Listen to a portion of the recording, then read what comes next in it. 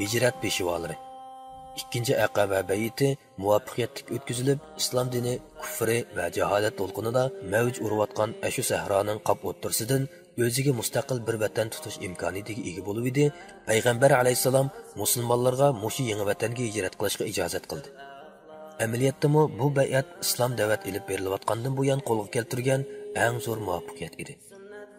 Hijrat qilish deganlik moddiy manfaatdan voz kechish, mol-mulk va farovon turmushni qurbon berib, o'z jinini joylab chiqib ketish deganli bo'lmasdan, balki hijrat qilgan kishining mol-mulki talon-taroj qilinishi, hatto halok bo'lib ketishi mumkin. U kelgusi istiqboli texchi noma'lum bir nishonga qarab yo'l oldi. Bu yo'lda qanchalik ko'ngilsizliklar, jafo-mushaqqatlar, azob-uqubat va dishvorchiliklar bor, uni kishi bilmaydi deganni uqtiratdi. Musulmonlar mana mushularning hammasini bilib, uqib turib hijrat qilishga boshladi. Mushriklar bu to'lqinning keyingi xatri va tahdidini nazarda tutib, ularni hijratdan to'sishga boshladi. Birinchi, eng dastlab hijrat qilganlardan biri Abu Salima edi. Ibn Ishoqning rivoyatida u 2-Aqaba bayitidan 1 yil burun hijrat qilgan deyiladi. U ayoli va o'g'li 3 kishi birlikda hijrat qilmoqchi bo'lgan edi.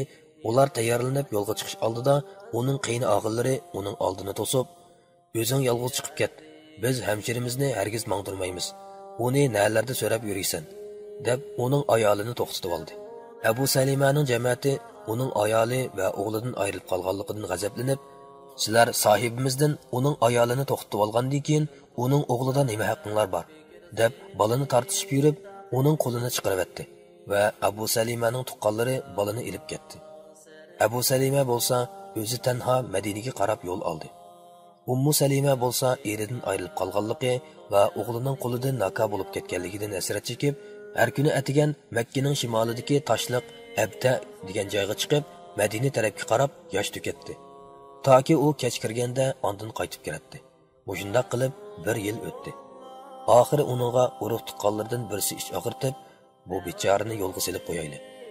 Uni eridan va jigar parisidan ayirib etdik", dedi. Shuning bilan ular Ummu Salimaga "Xohlasang eringning qishig'i ketgin", deyishdi. Ummu Salima shu hamalla Abu Salima tarafdan o'g'lini ajratib elib, 500 kilometrdek yiroqlikdan Madinaga o'zi yolg'iz yo'lga chiqdi. U Tanim degan yerga borganda Shamdan kelayotgan Osmon ibn Talha ibn Abu Talha bilan uchrashdi. U Ummu Salamaning ahvolini uqqandan keyin keyniga yenib, uningga hamroh bo'lib Madinaga olib qo'ydi. Osmon ibn Talha Ummu Salimiga Quba kentini yiroqdan ko'rsatib turib, "Yuring, kirib keting. Alloh aman qilg'ay. Eringiz Mushkentda", deb qo'yib Makkaga qaytdi. Ikkinchi, Suhayb ibn Sinan Rumi. Suhayb Makkadan hijrat qilib chiqib ketmoqchi bo'lganda Quraysh kofirlari uningga ko'z qizartdi va "Sen yurtimizga hech narsa yo'q paydo bo'lgan eding. Bizning qo'llab arg'a elishimiz bilan pul molliq bo'lding. Inovat obro'ga erishding. Amdilikda sen hamma narsani elib bu yerdan chiqib ketmoqchi bo'layotamsan? Yo'q, azbiroyi Xudo, hargiz undaq ish bo'lmaydi", deb oldini to'sdi. Bu chaqda Suhayb ularga "Mol dunyolarimni sizlarga tashlab chiqib ketsam, yo'limni bo'shtamsizlar?" degan edi. Ular "Shundaq", dedi. Shuning bilan Suhayb "Undaq bo'lsa, men mollarimni sizlarga qoldirib chiqib ketay", dedi. Payg'ambar alayhisalom buni anglab, "Suhayb bu savdoda foyda oldi. Suhayb bu savdoda foyda oldi", deb takrorladi. 3. Umar ibn Xattob bilan Iyash ibn Rabi'a, Hisham ibn As qatorliqlar Makka sirtidagi bir joyda qo'nib, ertasi shu yerdan Udul Madinaga qarab yurib ketishga va'dalashgan edi. Rost degandek, kechda Umar bilan Iyash keladi. Hisham kelolmadi. Shuning bilan bu ikkalan Madinaga kelib, Quba degan kentga tushib turganda, Abu Jahl bilan uning qarindoshi Haris Iyashning keynidan iz besib qo'g'lab kelib, "Onamiz seni ko'rmagicha beshiga tag'oq solmaslikni, issiqdan soyidimaslikni o'ziga nazar qilib turib oldi. Shunga qaytib ketaydi", deb turib oldi. Ularning onasi bir edi. Iyashning onasiga ichi og'rib ketib, qaytish qaroriga keldi. Bu chaqda Umar uningga "Ey Iyash, Alloh bilan qasamki, ular har qachon seni diningdan yondirib etmoqchimikin deyman. Shunga ulardan hezi bo'lgin. Qasam qilamanki, onangning kallasini pit bo'g'sa, cho'qim beshiga tag'oq soladi. Makkaning optipida ko'ysa, albatta soyidaydi", degan bo'lsa-mu, Iyash ular bilan qaytib ketib, onasining qasami amalga oshgandan keyin yana keladiganligini aytib, Umarning gapiga unmadi.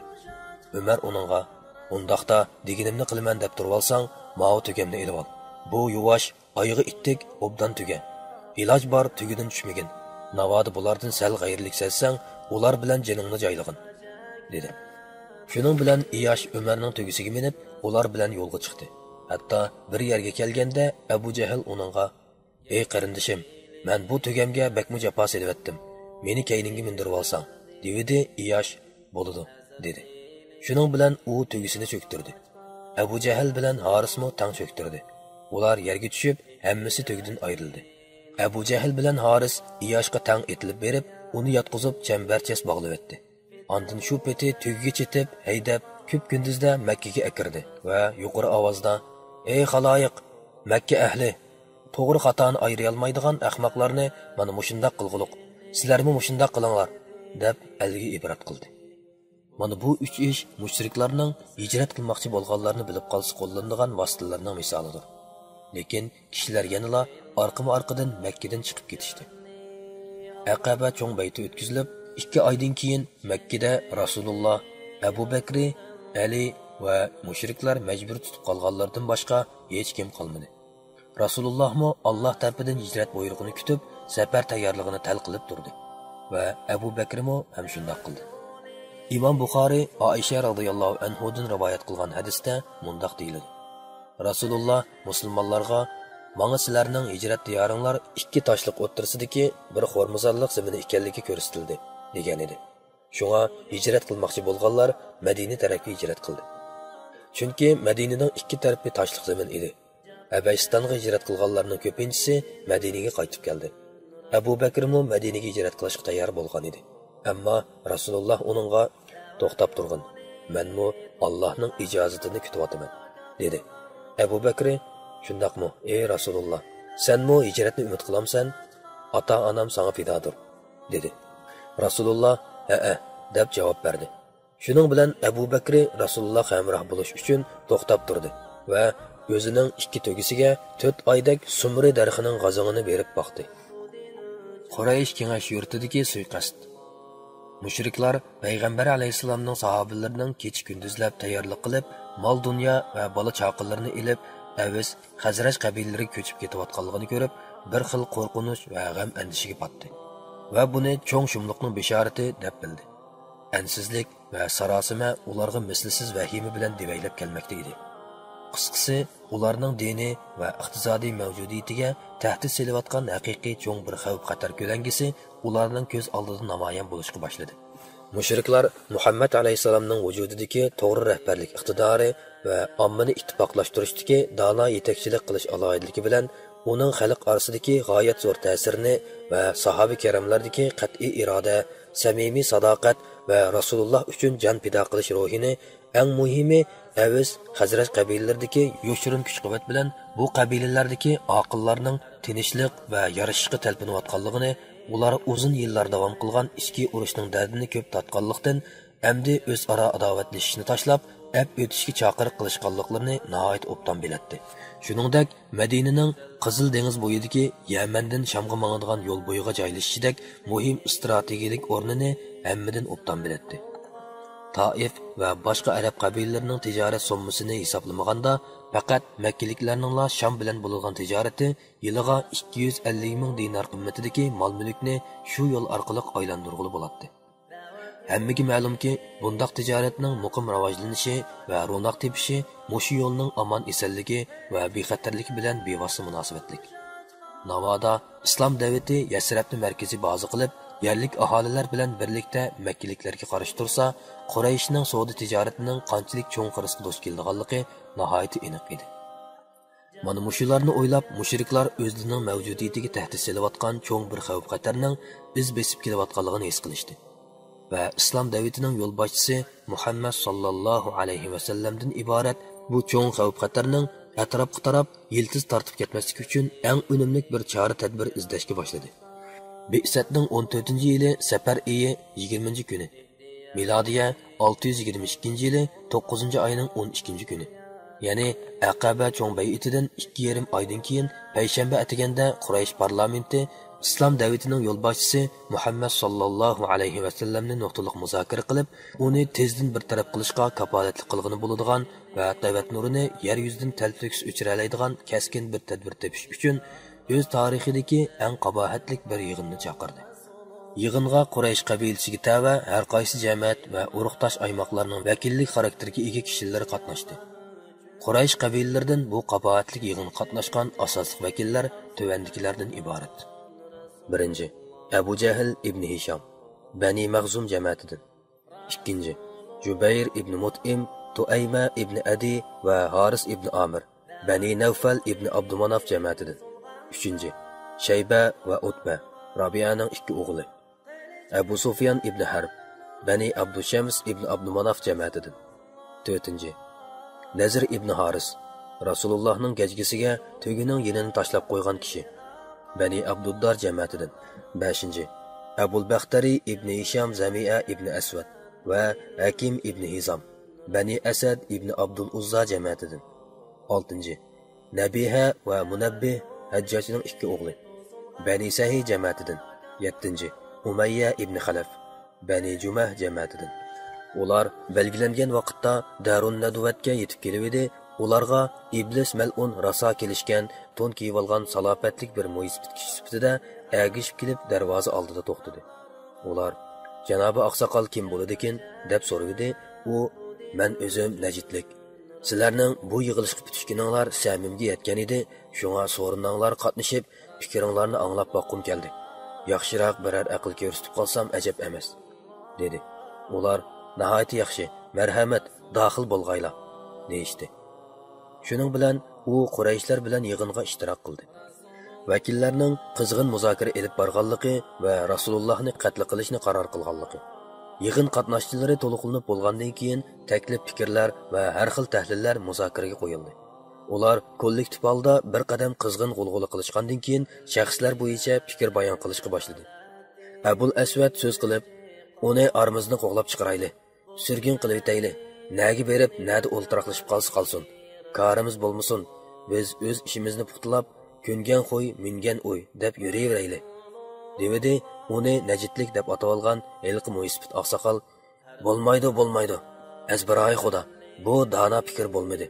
Qarmamsizlar, uning shirin zubonliqligini, jalbkor xushxo'yligini va Elqi da'vosi bilan nurg'un odamlarning qalbini o'ziga ram qilib olganligini qasam qilib ayta olmaymanki, agar shundoq qiladigan bo'lsanglar, u biror arab qabilasiga berib tushib, ularni o'ziga agashtirgandan keyin sizlarga hujum qilishdan, hatto sizlarni qonliq bostirib, xohlagancha oyoq osti qilishdan amin bo'lg'ili bo'lmaydi. Shunga boshqacha fikringlar bo'lsa anglab boqayli, dedi. Shuning bilan Abul Baxtari, meningcha uni tutib temir ishkollar bilan bog'lab, hapsiga elib so'luytayli. Ondan uning ilgirki maslakdoshlari Zuhayra, Nabiga qatorliqlarga yetgan o'lim uningga yetkicha tutqun qilib turaydi, dedi. Najidlik yeliq kishi, yo'q, azbaroy xudo, bu hargiz oqilona tadbir emas. Men qasam qilib bera olaymanki, navoda sizlar uni deganinglardek hapsiga elib so'lavatsanglar, har qancha yo'shirin sir tutgan taqdirdimi, buni uning odamlari cho'qim o'qib qoladi-da, ular ushtum-tut qo'l selib, uni qutuldirib chiqib ketadi. Ondan to'planib kelib, sizlarni oxiri mag'lub qilmay qo'ymaydi. Bu obdan fikr bo'lmadi. Shunga boshqacharoq bir fikr o'ylab ko'ringlar, dedi. Kengayish a'zolari mazkur ikki taklif loyihasini rad qilib o'tgandan keyin hammaylarning birdek qo'llashiga erishgan intayin qabohatlik mundaq bir taklif o'ttirib qo'yildi. Bu vahshiyona taklifni Makka mushriklarining kattibeshi bosh jinoyatchi Abu Jahl ibn Hisham o'ttirib qo'ygan edi. U mundaq dedi: "Azbiroy xudo, bu haqda mening mundaq taklifim bor. Hozircha hech kishining o'yiga kelmadi." Vakillar, "Qandoq taklif bu, ey Abul Hakam?" deyishdi. Abu Jahl, har bir qabila o'z tavallikidagi nopozliq oilalardan qovul, jasoratlik, chevar yigitdan birdan yigitni chiqarib bersa, ularning hammasiga raso o'tkir qilishdan birdan qilish tutqizsaq, ondan ular Muhammadning ustiga bostirib kirib, tangli qilich urib o'ltiribsa, shu on uningdan xotirjam bo'la olamiz. Chunki mushundaq qilganda uning qisos qini hamma qabilalarga chechildi-da, natijada Abdumanaf jamiyati Quraysh qabilalarining hammasi bilan urush qilishga mador yetmaydi. Bu chaqda ular xun haqqi, ya'ni to'lamga rozi bo'lmay qolmaydi. Bu chaqda ular to'lam elishga rozi bo'lmay qolmaydi. biz ularga to'lam talab beramiz, ish saqiydi xolos. Devidi uni o'zini najitlik deb atib olgan elqi oqsoqol qoidadan ruhlanib, mana mao kishining gapi to'g'ri gap bo'ldi. Buningdek dono tadbir bo'lmaydi. Bu haqiqatan oqilona plan bo'ldi. deb bu qabohatlik planni maqtab ketdi va Makka kengashi bu qabohatlik planni to'liq ovoz bilan tasdiqladi. Har qaysi qabila vakillari uylariga qaytib, bu qarorni tezdan ijro qilishga tayyorlik ko'rishga tutish qilib ketdi.